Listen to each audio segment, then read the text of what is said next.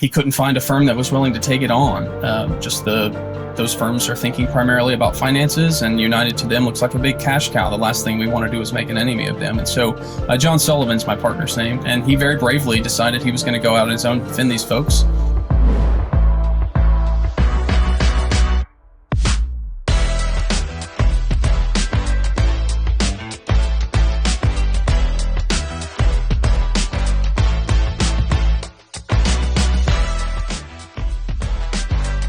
Hello, TFEC Shot Caller listeners. Rebecca Hardy, your president here, and I am joined with a very exciting guest for our next episode, Jace Yarbrough.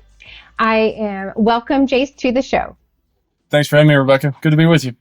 Wonderful. Well, I'm going to start by reading a quick bio so that our guests can get to know you and why you care about our issues. So Jace is a 7th generation Texan. He's a veteran husband and father who was born in North Texas and grew up in a blue collar family.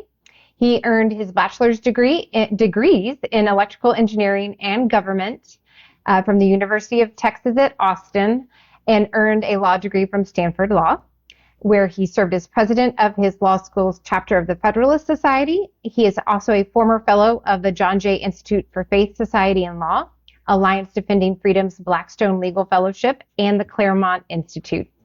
After college, Jace taught AP Calculus, Physics, and Western Civilization at a Christian school in Honduras before sensing a call to serve his country in the United States Air Force. While on active duty, Jace commanded multiple operational flights and led engineering teams to develop capabilities for DoD weapon systems worth hundreds of millions of dollars. He has received numerous military decorations and awards and continues his military service today in the Air Force Reserve. After law school, Jace was a commercial litigator, but eventually left big law to fight for conservative causes and clients in Texas and protect constitutional freedoms all over America. In addition, he is standing up for First Amendment rights against the military bureaucracy. When the Air Force demanded that he get the COVID-19 shot, Jace refused. And when the Air Force formally disciplined him from standing up for truth and rejecting cancel culture, he pushed back and sued the Air Force to vindicate his First Amendment rights. He is married to his high school sweetheart, Elizabeth. Together, they have 5 children, are active in their local church in Denton, and recently founded a low-cost classical Christian school serving families in their community. Again, welcome to TFEC Shot Callers, Jace. Thanks very much, Rebecca. I appreciate it. And now that I'm done addressing you in third person, let's dive in here. So, in your bio, we referred to the COVID jab mandates that came down in the fall of 21 for the military, and that led to major life changes for you. So you resigned from your job, got into quite the tangle with the military, and so let's just start there with the military experience. Walk us through your fall of 2021. Sure. So serving as a litigator in Dallas, that's my full-time job, but still an active reservist. I serve for about a month a year. That's kind of my exposure and time in uniform. I got a written order, like every other reservist in the Air Force, as I understand it, in September. You will tell us by October the 18th whether you intend to apply for a religious and or medical exemption to the vaccine mandate. Otherwise, you'll get the vaccine by that date. And I started having a conversation with my wife. I had basically gotten the same push from my employer about the same time. Something happened, it seemed, in the water, and institutions that had previously at least been somewhat sane kind of went crazy. And so there was a lot of pressure to do that. I ended up applying for a medical exemption, and we can talk in a little bit more detail, but the very, very high level is I applied for a medical exemption, and then I applied for a religious exemption. Both of those were ultimately denied. Some stuff happened along the way that made it pretty clear to me that the Air Force knew not only exactly what they were doing and trying to identify certain individuals who did not share a particular left-leaning ideology and to kick them out, but that they knew they only had a certain amount of time to do it.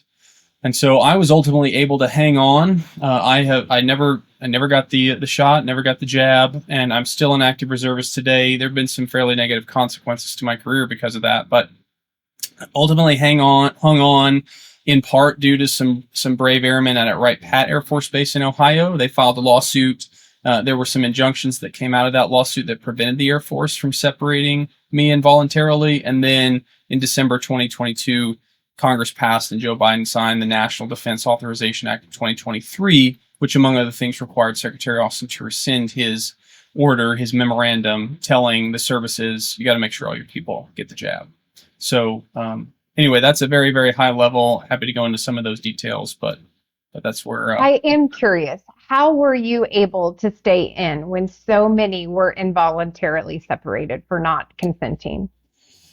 The short answer is because I knew that they were trying to pressure me to do certain things that they had no legal authority to do. And that was basically because of my legal training. So when I got that letter, you will tell us by October the 18th whether you intend to apply for either of these two exemptions, a medical or a religious.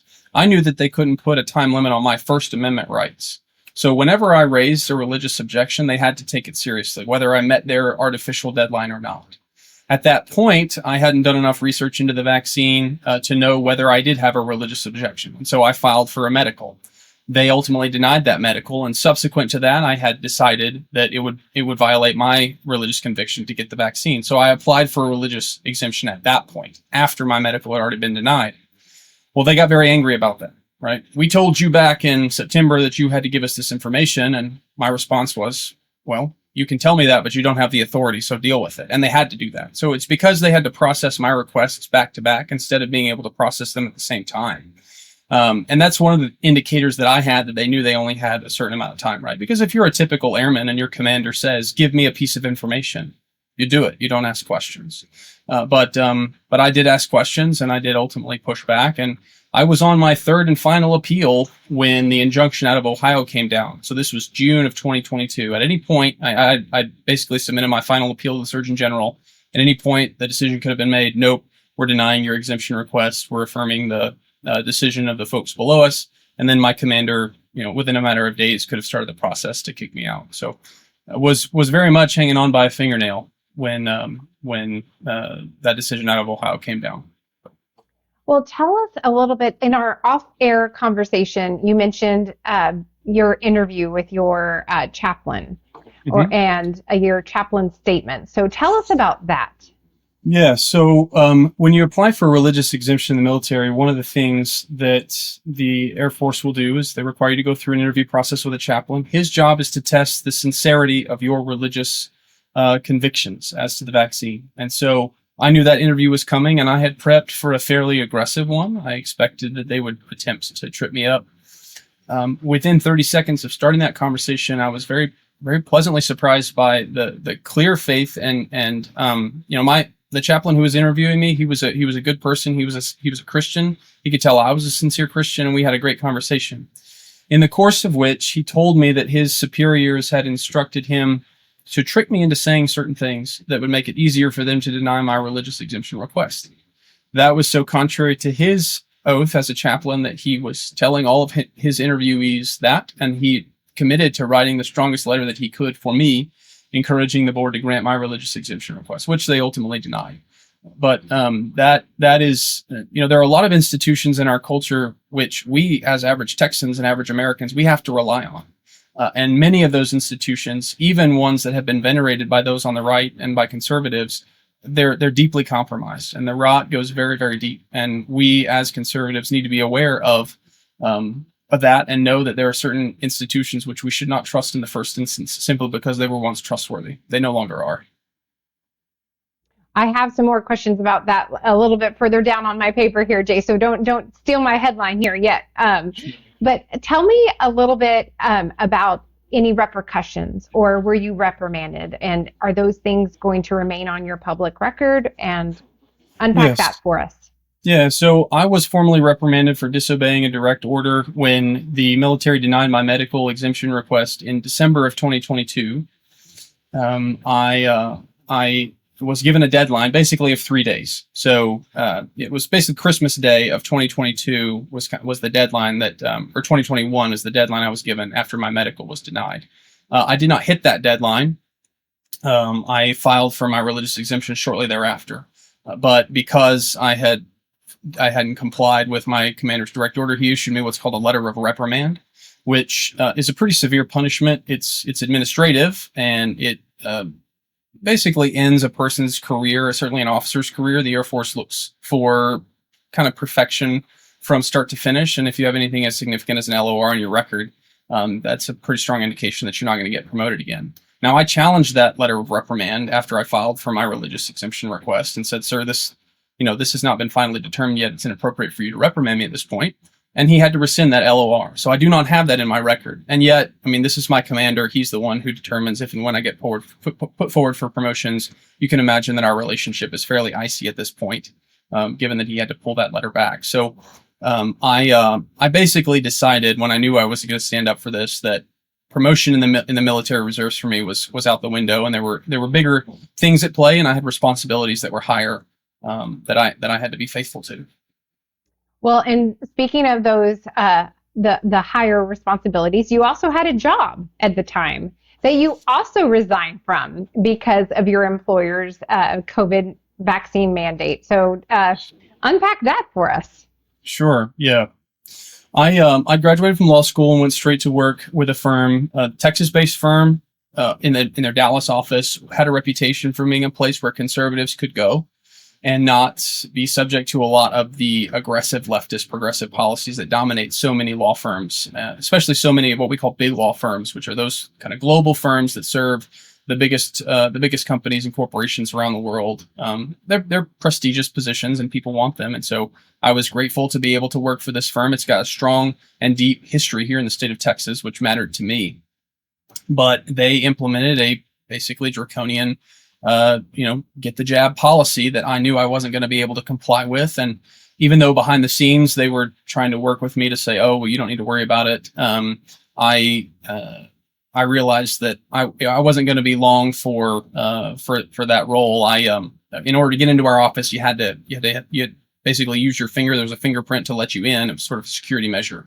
And when I failed to turn in my proof of vaccination, my fingerprint stopped working. I couldn't get into our office anymore. And I remember talking with my dad about the decision, and I said, Dad, I'm nervous to leave. A lot of good people have seen me at the right times and have been impressed by the work that I've done, and I've been given some good opportunities, and I think I might have a shot at maybe making partner here. And he said, well, I don't think a guy that can't get into his office has a very good shot at making partner. And my dad's a truck driver. He didn't grow up in kind of the white collar professional world, but definitely has wisdom that I pray that I have as a father. And I couldn't argue with that statement. So anyway, at that point I knew that. And so the day before the policy basically went into effect, I resigned, got a job with another big law firm, basically the only one who wouldn't ask me one way or the other. I just said, look, I'm not telling you. And that's part of this agreement we have. And so worked remotely for that firm for a year, and realized that I just wasn't going to fit in the big law world. Too many progressive convictions, too much virtue signaling. And so ended up ultimately leaving and joined a buddy. We have a law firm now, and one of the things we do is represent folks who were discriminated against by their employers for refusing to get the vaccine. It definitely played a crucial role both on the military side as well as in my civilian career. So talk to us a little bit about some of this kind of new, lane that you have kind of accidentally stumbled into as far as law, defending these First Amendment rights, defending these rights to say no to these, untested, medical procedures. Are there any victories you're most proud of that you can now share, or some tales from the trail, if you will, of helping these private citizens navigate this world of medical tyranny? Sure. Well, the law, my partner went out on his own because some pilots from United Airlines came to him and said, we would like you to represent us against our employer. And he couldn't find a firm that was willing to take it on. Those firms are thinking primarily about finances, and United to them looks like a big cash cow. The last thing we want to do is make an enemy of them. And so John Sullivan's my partner's name, and he very bravely decided he was going to go out on his own to defend these folks. And he did that. And so the origin of our firm is in the medical freedom space. We that United case is still going on. We also represent some first responders who were fired by the city and county of San Francisco. So we're suing San Francisco for religious discrimination. Hawaiian Airlines is another target of some of the suits we brought on behalf of pilots and baggage handlers and flight attendants who were fired or forced into early retirement for refusing to get the vaccine, and we've got a number of other airline kind of cargo carriers, and so that's become a big part of our docket and our caseload. And the decisions that are coming out are very much in favor of those who had the bravery to stand up to what they saw as an injustice, something that would have violated their religious convictions. And so, even in the past month, there have been a number of circuit court decisions that have very much said, look, what these employers and companies try to do is basically fiddle with whether or not these people had a sincere religious conviction, and they all of a sudden become experts on the differences between the theological orientation of Catholics versus Jehovah's Witnesses versus those that practice random Eastern religions, right? They're very oddly enough, within a matter of weeks, they were spun up on what you were allowed to do and not do as a faithful Catholic, for example. So grateful to see that these cases are coming out the right way. Ours are still in the middle of being prosecuted. We had a couple of class actions, and so we had an initial step there where we were trying to get classes certified, and that's delayed things a little bit. But they're a huge part of our clientele. We're grateful to represent them and proud to stand with them and ultimately vindicate their rights in court. That is just a tremendous story. It does. I am optimistic with you because it seems like just this year and a little bit last year too, we were seeing more and more court cases come, or rulings come down that were in favor on the right side of the issue, when right side in our universe, right? And it just seems like our government just run roughshod over so many of our rights, but the courts seems to be getting it right, and I'm thankful for those precedents that are being set now. So thank you for being on the front line of that. And that kind of pivots nicely to what you alluded to earlier, as far as this broader discussion about how so many of our once revered institutions have been taken over. So why don't you talk a little bit about that? Yes. So, the military, obviously, for examples that I just gave in my own personal experience, right? But also our schools, businesses, and corporations. In some ways, the CDC itself was more lenient than some of these private corporations were toward those who refused to get the vaccine. I mean, the CDC fired exactly 0 people for their refusal to get vaxxed, right? To get the jab.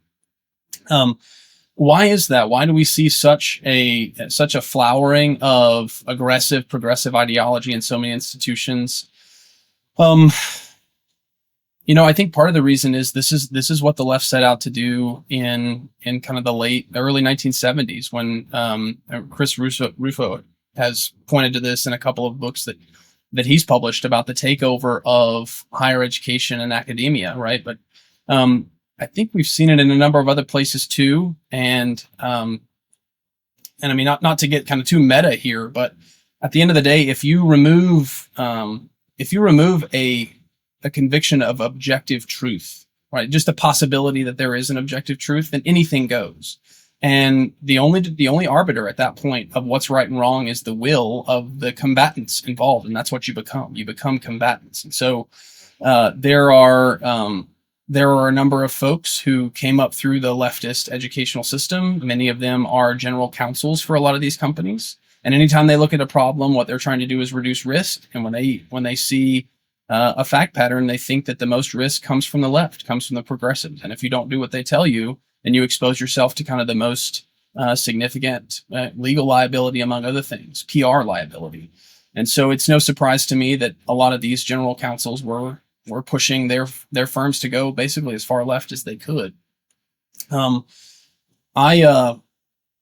think anything sort of beyond that diagnosis is probably above my pay grade. I can tell you, kind of how I have responded to that, being in a situation in which, from schools to corporations to the military, even to some churches, I feel like I've got to rebuild, for my children's sake, these institutions which before were trustworthy, and that my children need, right? My children have to have a church. They need a local church. They need a school. They need somebody outside of me and their mom to form them as we bring them up. And yet, you have to be really, really wary in today's world about what those institutions are and who you trust. And I think a lot of parents with kids are recognizing that, and they're trying to rebuild some of those institutions and relearn a lot of things that we've forgotten now. Well, and that lends a very, very directly to the school that you and your wife started. And so, what was the impetus for that? Yeah, so we were observing. We've always homeschooled. Our oldest is 11 now. My wife herself is a teacher. She was a middle school choir director before we had our first, and she started staying home to make our home. But we, like many other people, recognized that what was going on in the public schools specifically was not just bad, but probably meant honestly the end of our culture after a couple of generations. I mean, the kind of lies, radical ideologies that were being pushed on our kids through those institutions, including the requirement that they get the jab, didn't bode well. And so at that point, we were starting to see in our oldest that he had a need to kind of go and experience a little bit of the world apart from us, and then to come back and process that experience, right? So at the same time that we were seeing a need out in the culture, we were also feeling a need within our own family for partnerships with other families who were similarly minded. And so we ultimately decided that we would start, we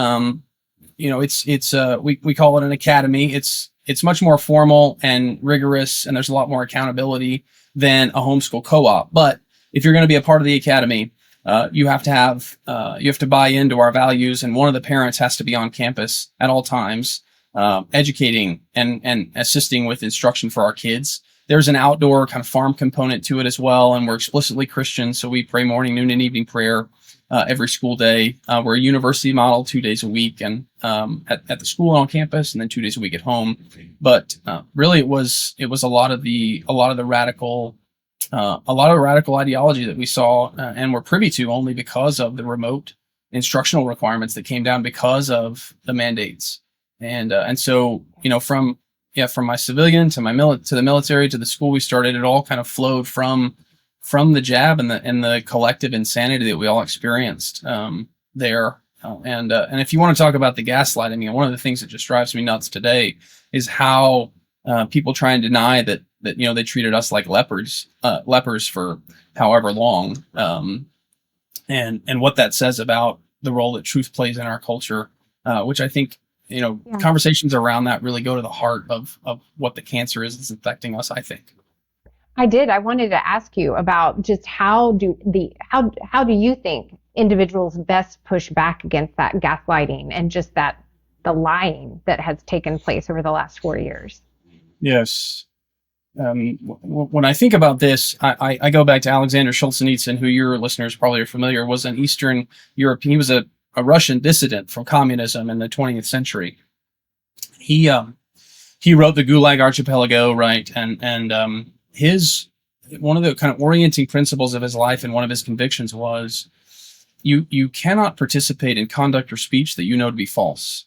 And you can't even give it the kind of polite assent that avoids uncomfortable situations. Even doing that, even putting on the veneer of pretending to agree with something you know to be false, can itself be detrimental not only to you, but to your wider culture. And he came to this realization when he was sitting in the Gulag. Why was he sitting in the Gulag? Because he, in a private letter to a friend, had criticized Stalin and the kind of military strategy and execution for the war that was being prosecuted. He himself was a member of the Red Army, and so he writes this criticism. Obviously, Stalin's censors pick it up, and he's exiled to 8 years hard labor, and then a lifetime exile in Kazakhstan.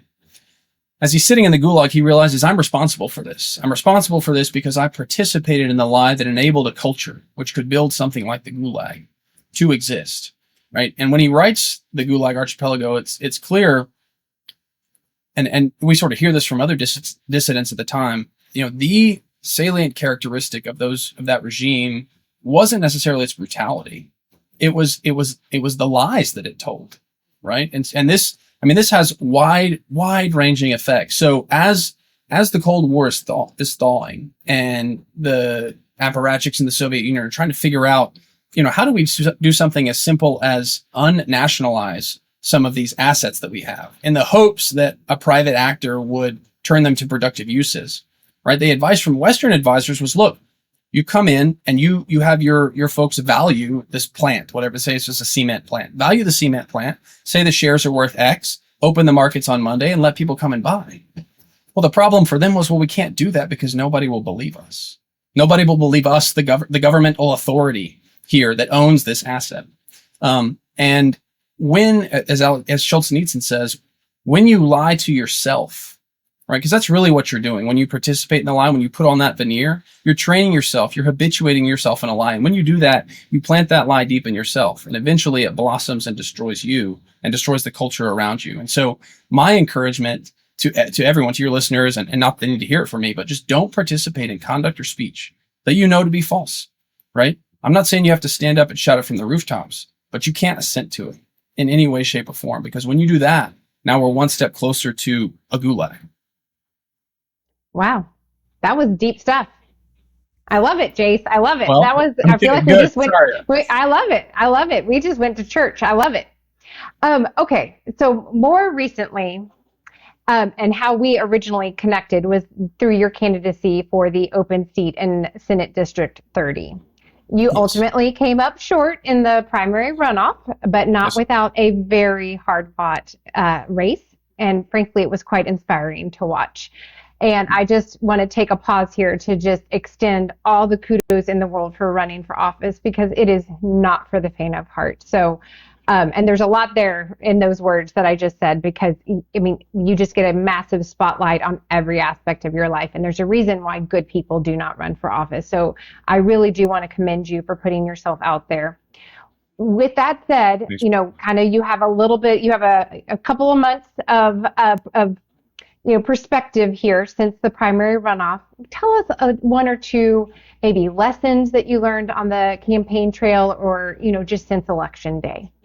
Sure. So the further I get from it, the main principle is just say, look, I failed ultimately because of me, right? That was a race that I could have won. And you have to view everything that you do sort of in that lens, right? Like, I'm ultimately responsible for the success or failure of my endeavors. And so I have done everything I can to soak up those lessons. And I have learned a number of other things. Some people have been gracious like you and said, you know, Jace, you ran a great campaign. And my response is always, if you thought our team was strong this time, just wait till we do it again. Because there's so much that you learn kind of your first time out. And so that's been where my head has tried to be, is I want to soak up as much of this as I can, because I do sense that the Lord has called me to do this kind of work. And I want to be as good at it as I possibly can. The other thing I'll say is that, you know, there is a lot of division, and there's a lot of kind of opposing views within the Texas GOP, and places where you don't expect to find enemies, you will find them. And that can be the most really shocking and disappointing thing, especially for somebody like me. I mean, I was a little bit of an outsider. I'd never run for office before. I'd never served down in Austin. I didn't have strong connections to any current electeds. And I was a consumer of kind of grassroots political commentary, and thought I knew who the players were, and sort of expected, given the kind of candidate I was and who my opponents were, that I was going to be very much supported by a lot of folks. And turned out not to be the case for, you know, reasons that are particular to them. Reflecting on that, I think the most encouraging lesson that I have drawn from all that is, when you simply stand up and tell the truth, and you say, I'm just not going to participate in that thing that I recognize is false or dishonest in some way, that creates some significant waves. You know, I think that you mentioned our campaign was inspiring. I agree with that. It was inspirational to me to be a part of it. And I think we got in on the last day to file. We had zero top cover, no significant. I mean, we had great endorsements from people that are well known across the state, but in terms of current elected office holders, it wasn't until the runoff when a very few of the most recently elected people came out and endorsed us, right? And I'm really proud of those endorsements, but we didn't have significant cover from really powerful folks. We were outraised in the runoff alone. It was $2.6 million, about $400,000, and yet we fought till the end, and the powers that be were scared. They thought there was a good chance that they were going to lose.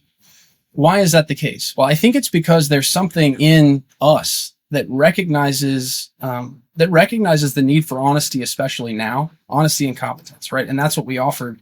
And it wasn't anything other than me looking around and saying, look, here's a need.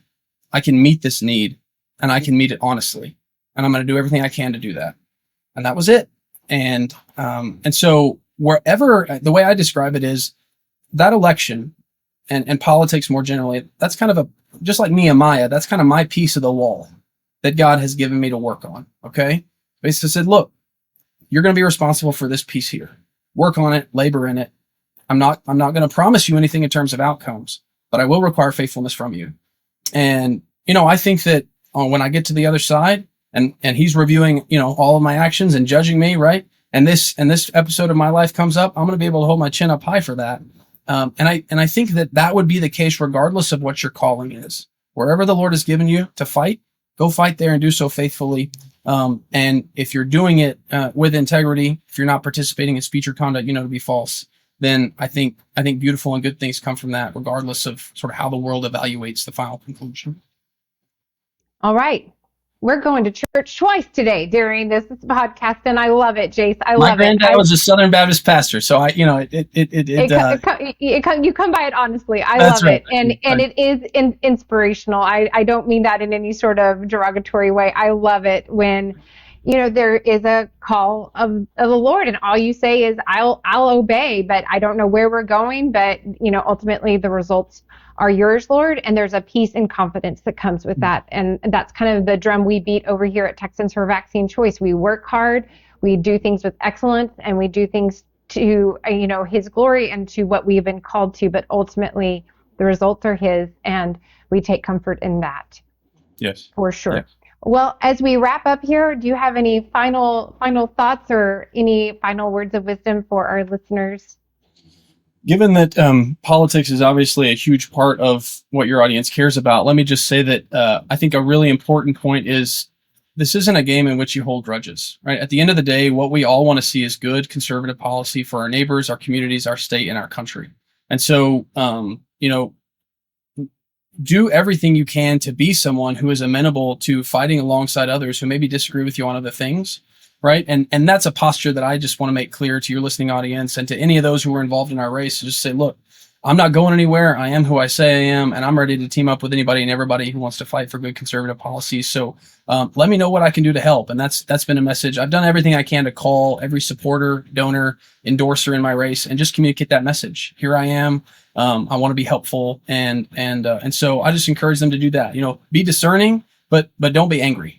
Because there's way too much to be done for us to let pride and kind of personal animus get in the way of fighting for those good policies. So that's my temperament, and we just encourage others to have the same.